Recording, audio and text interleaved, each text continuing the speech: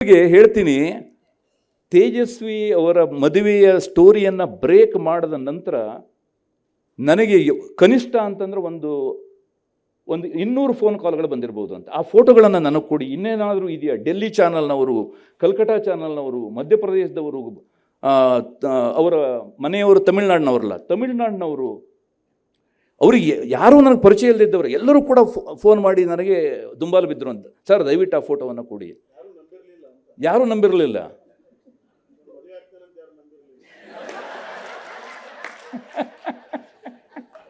Sir ನೀವು ತೀರಾ ಹೀಗೆ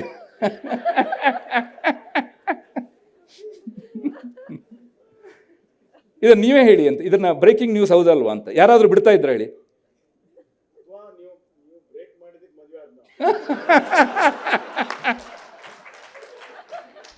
ಆದರೆ ಮದುವೆ ಮಾತ್ರ ಬ್ರೇಕ್ ಆಗಲಿಲ್ಲ ಸರ್.